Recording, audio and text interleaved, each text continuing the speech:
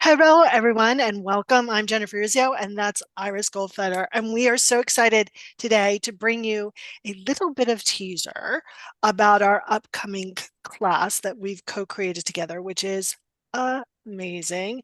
And I'm so excited. Let me tell you a little bit about me, and then I will throw it to the Iris to tell you a little bit about herself. So I am a master intuitive, the founder of Soul Language. I help people tap into their soul for strategy and actually use that information in a very tangible way to create success and sustainability. And Iris, what are you all about? What am I all about? I am Iris Goldfeder, founder and what should this say? Founder and CEO of Gas Stove Parade. Okay, take two. I'll edit it.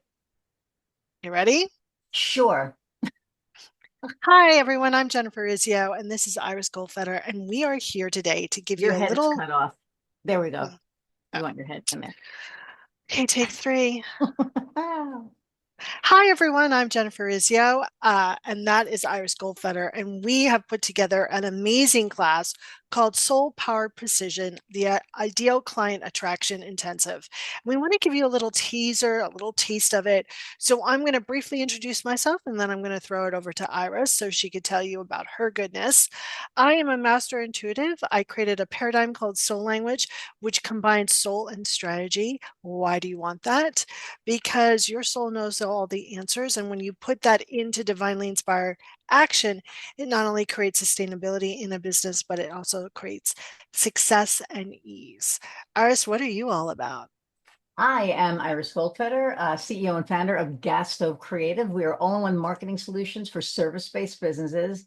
And what that means is we provide all of your marketing needs, so online, traditional, but we're really focusing on websites, SEO, and video production, and also helping you find your ideal client.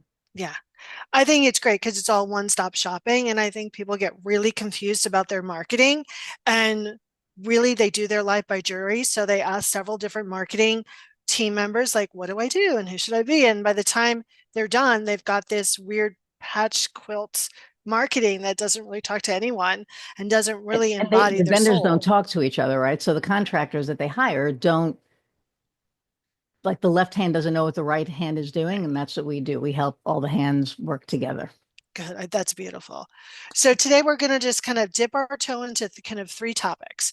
First one, how are you thinking and talking about your ideal client? Second one, current client roster. How does it really resonate with your soul? Is it your really truly ideal client? And third, what should your website be doing for you? So let's start talking about that ideal client, Iris. Like, when you were choosing your ideal client, and I know it's an evolution, everyone, that's the first point. Your ideal client is an evolutionary path.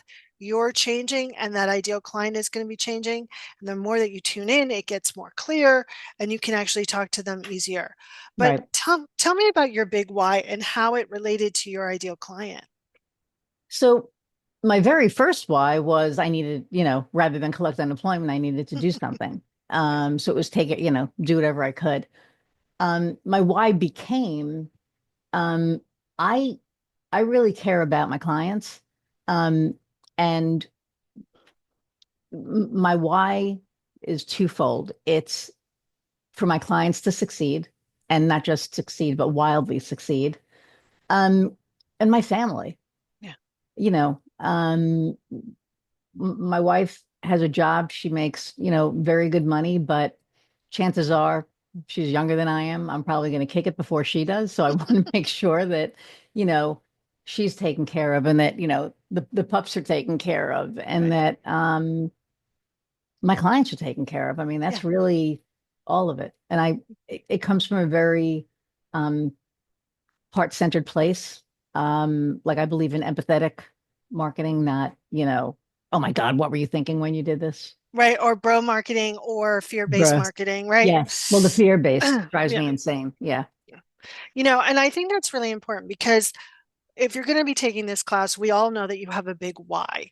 And you said something really beautiful there. Like when we first started our businesses, we were grabbing clients, right? We wanted to get business. We wanted to get kind of case studies. And we were sometimes in a place where, we had to keep the lights on and feed the animals first and then ourselves. But now that your business is at a sustainable point, that evolutionary of your client has changed, right? And I think most people do not tune in enough or ask those sustainable questions enough about how their client has changed. So I'll share how my client has changed over the time.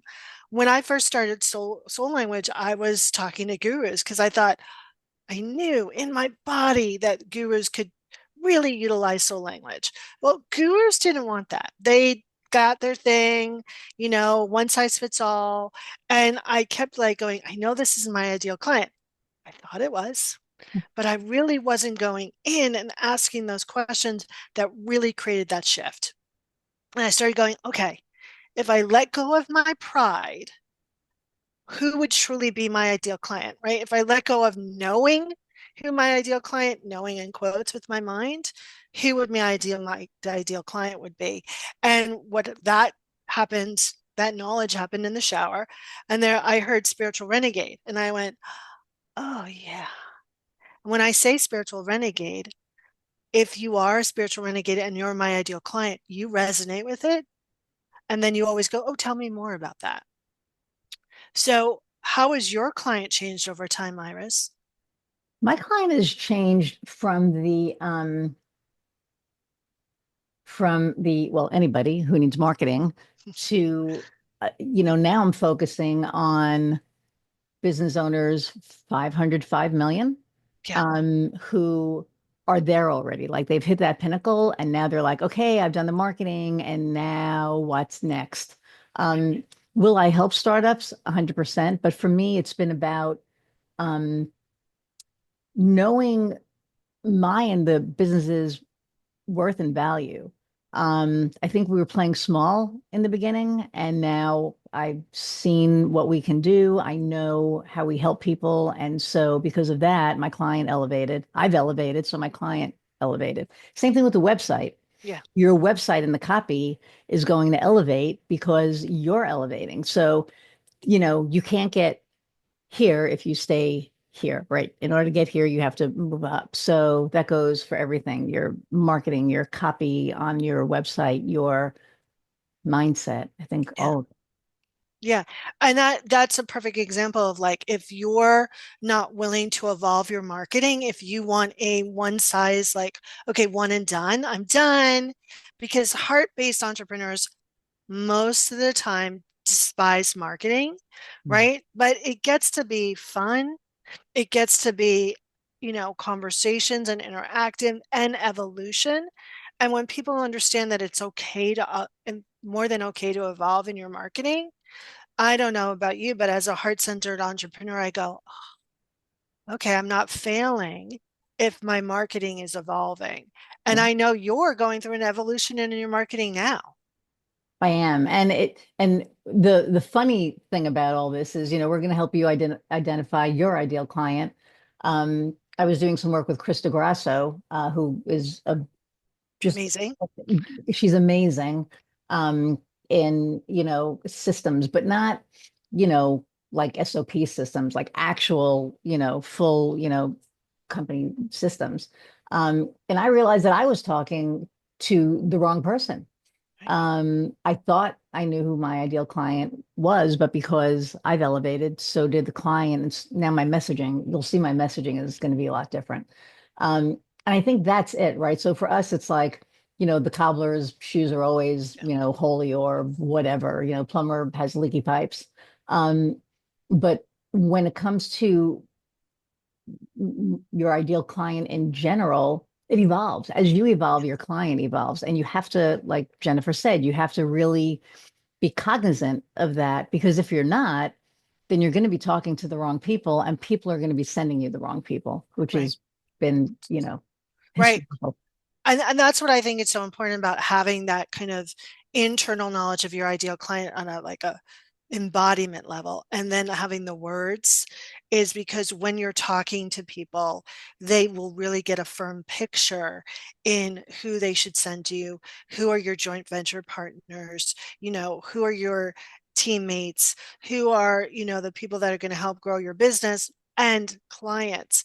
And I think so often we get stuck in asking the same questions time and time again. And that's why you need classes and then continuing education and strategy for your business and your soul, because you can get in that rut of asking the same questions again and again and again. And then you're like, what? Why am I not getting to the level I want? Because Right. everyone, the level that created the consciousness, can't solve the problem, right? So you need people to come into your life to ask you new questions so you can unveil that answer inside of you and then put that into your business and create strategy based on that. Right. And that's why we have a workbook that we put together to help you identify your ideal client, your elevator pitch, just how to really help you kind of put everything together. So when you leave this 90-minute workshop, I mean, it's, just it's going to go by like that. But we're trying to pack a whole bunch of Content. really Yeah. valuable content in there for you so that you can walk away with, tangibles. Yeah. And here's the thing.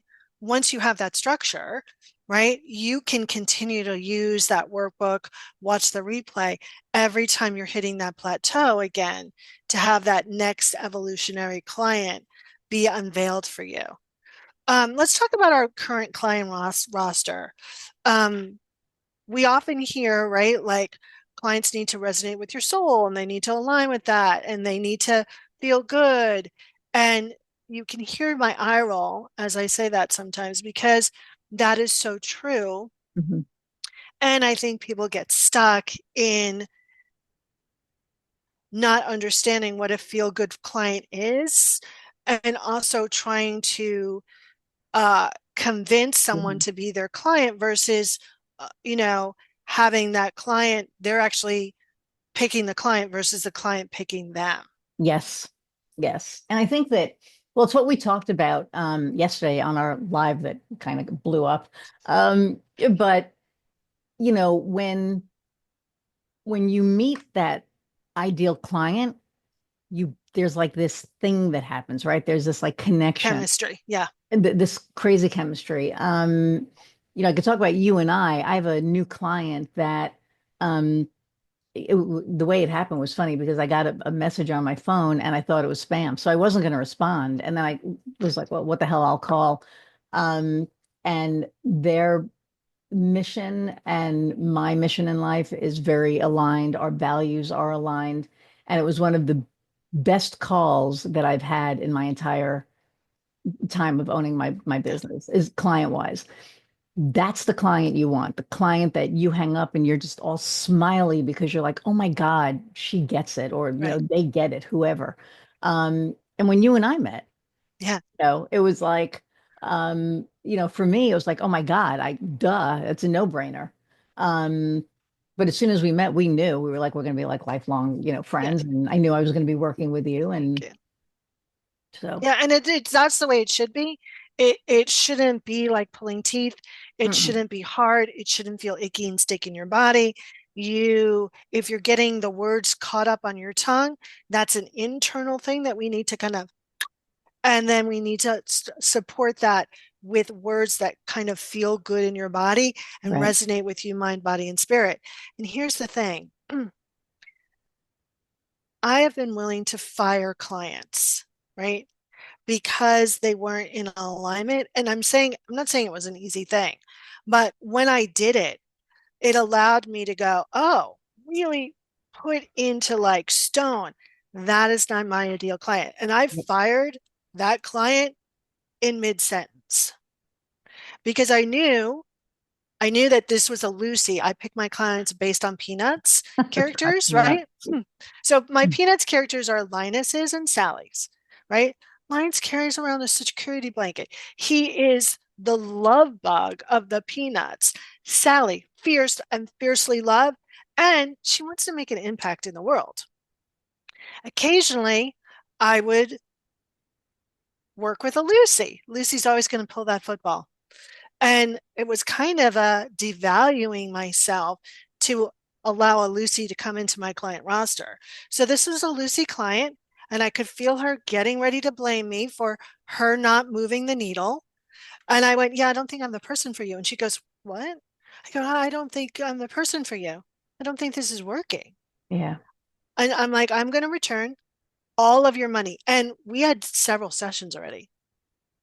She's like, well, okay, but when will that money be in my account? I was like, I've already refunded it to like 2 seconds. Like, that's the great thing about like the age. You could just turn around and hit a button. Like Yep. it should be already on the way to your account. And in doing that, I got to really claim who my client was. I stopped taking on the Lucy's, and my client roster jumped because Yes. I was willing to really declare who I want to work with. Well, I think, I had, for me, it was boundaries Yeah. because, you know, I am that I want to help everybody and I want to, all kumbaya in the Yeah. world and I want, everyone to succeed. Um, but it started becoming at a cost to my personal time. Yeah. On the weekends, I had one client that we did everything for. She was um, new to the country, and this is not anything against immigrants. This is just, she was just like not a nice person. Um, and we did everything that we could possibly do to help. And it came time to, for her to pay for her business cards. Um, and she said, well, I thought that that was included. And I was like, no, I said I would do the design for you. Yeah. But you have to pay for the product. She would text me at 10 o'clock at night, you know, because she read the website and some of the copy was wrong on a Saturday. And I Right. was like, no. So I finally, was like, okay, this is not, It's making me cry. she's making me cry and pissing my wife off. Yeah. So I fashioned an email and I let, my wife look at it. And because I can be a little, Rare. I'm a lot better now, right? But I'm very, very, upfront. Um, and I sent it. And in the email, I said, I'm going to give you 30 days to find another person because when you're dealing with people's marketing, it's different, Right. right? Yeah, totally. Because there's So a I lot gave her of loose time ends. to, Yeah. and she argued, she called me and she Yeah. said that this isn't what I want. And I said, it's not what you want. I'm telling you that this is how it's, Exactly. going. And that gave me the power because that was the first client I fired Yeah. because I've fired, more since then. That was, 10 years ago. Um, but when you know it, like something shifts and you're Yeah. like, this is not going to work. This is going to be more work than what I think, It's the or difference it just between doesn't align. service, right? It's the difference between service and servitude. Servitude, And yes. right. And I think, even, you know, entrepreneurs that are really up there or small businesses, right? The CEO, the founder, it's really all about you and your internal process, right? Mhm. So if you have this fine line between service and servitude, that is going to trickle down all the way, even Oh, into your clients. Yeah. and into your team Yeah. because your team's going to be like WTF, Yeah. and you have to keep your team happy. Right. And so it's going to cost you in the long run, Yeah, and it's not going to allow you to be happy or be in love with your business, right? right, Or your business bring you joy. I mean, that's also the part of the big why. Like your business is here is to first do something bigger first for you and then for others. And I right. think we often forget the first for us part. So let's talk about the website. What should our website be doing? I think there's all this kind of mumbo jumbo around websites, like it's the end all to be all, and it should just be like bringing people in left and right. And but I what mean, are what is it supposed to be doing? for me, when I think about a website, I think about, um, let's say you owned a brick and mortar and somebody was walking into your store. How do you want them to feel when they're in that store, right? Do you want them to smell incense, see crystals, whatever? Do you want them to have a warm feeling, depending on the type of business that it is? Um, for me, because my client changed, I'm in the middle of an update now. So if you look, don't judge. But for me right now, I want people to come to my site to see me, um, and to see that I'm approachable, probably fun, but I know my shit. Yeah, And that's really important to me because I am fun and I'm comfortable to be around and I know my shit. yeah, So, and I own that. But You have to look whether you're a coach, whether you're a spiritual worker, whether you are whatever it is. What is the experience that you want that person coming to your website to have? That's what you need. And so when people are like, "Oh, it's flashy, it has bells and whistles," flashy bells and whistles are not ADA compliant. Right. They can cause somebody to have an epileptic fit. Like you don't know. So there's like a lot of different things that go into website design now that wasn't considered in the past. I love that. And I think it's important that people understand if they're also a relationship marketer. I'm a relationship marketer. People need to have an experience of me. They need to hear my voice. They need to see me. They need to kind of feel like they know me.